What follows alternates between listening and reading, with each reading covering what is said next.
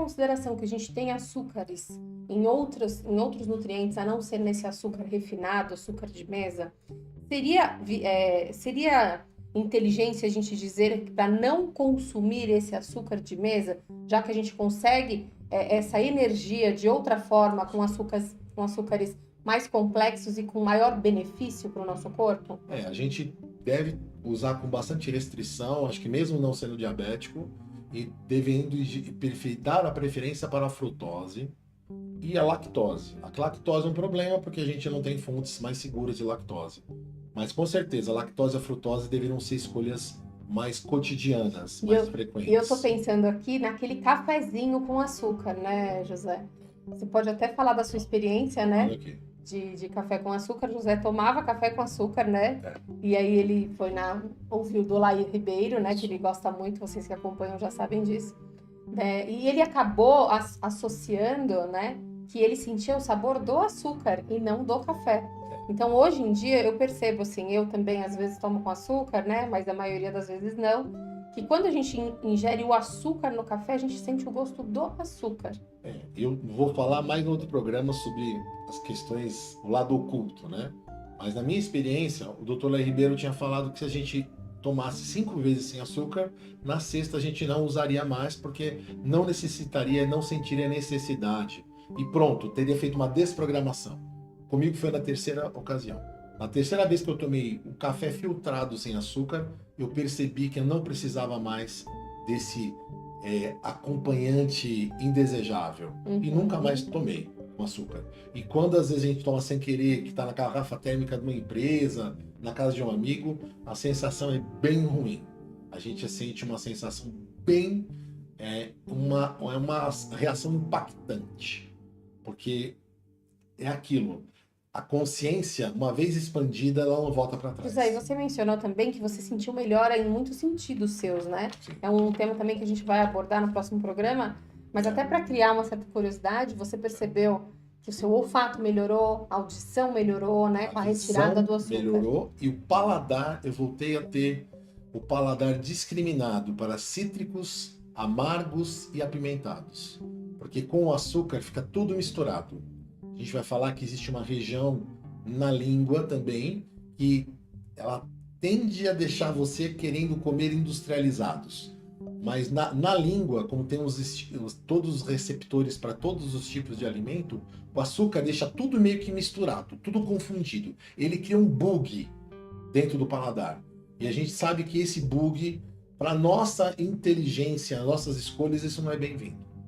Outra coisa que eu queria perguntar aqui, ainda dentro dessa questão, dessa dinâmica, existe um horário certo? Se eu quero consumir açúcar, existe um horário certo? Faz diferença eu consumir açúcar de manhã, no café da manhã, na hora do almoço, né? Ou à noite? Porque é quase que uma tendência já, assim, o pedido do açúcar. Então, você termina de fazer sua refeição, né? Eu tô falando da grande parte das pessoas, e você sente a necessidade de um doce. Ou então, até mesmo durante a refeição, você fazer acompanhamento com um suco, alguma coisa adoçada, né? Existe um melhor momento, ou o que é ruim sempre e não tem jeito? Na verdade, sua pergunta tem várias respostas, né? Primeiro que a gente normalmente não aconselha as pessoas a comerem sólidos tomando líquidos, né?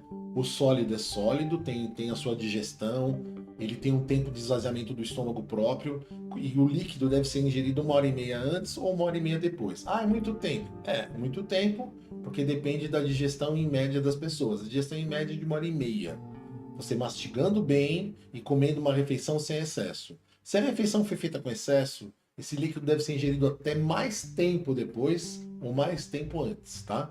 Líquidos açucarados não são saudáveis. Não é bom você tomar um copo de suco de laranja, que antigamente era o indicado, né? Que era saudável. Não é saudável. Dentro desse copo de suco de laranja, você tem mais ou menos umas 4 laranjas espremidas. Não tem bagaço, não tem fibra, e aquilo, como é líquido, absorve rapidamente. Vai dar pico, essa frutose vai dar pico, vai para o fígado e vira gordura no fígado. Lógico, não é um copo de vez em quando, é uma rotina, né? A gente fala inclusive para as gastrites, né? A questão da gastrite também é a repetição. é a frequência. Ninguém está condenando o uso de sucos, mas aquela pessoa que está fora do peso, é diabética, está querendo emagrecer, mudar o seu metabolismo, é aconselhável que ela não use mais isso. Tá? Então, horário para comer açúcar, excesso nunca tem horário.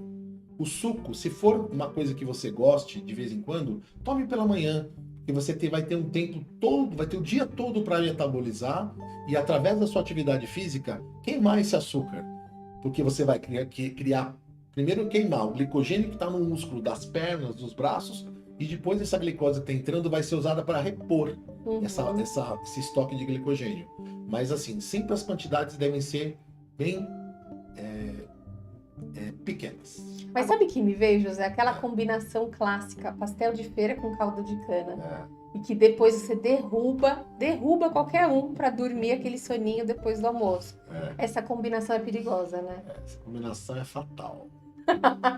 Porque se a gente está falando de açúcar em formato líquido, caldo de cana é glicose líquida ali, vamos pensar, a gente vai, mais ou menos você calcule que você não está tomando um caldo de cana. O caldo ali não é da cana.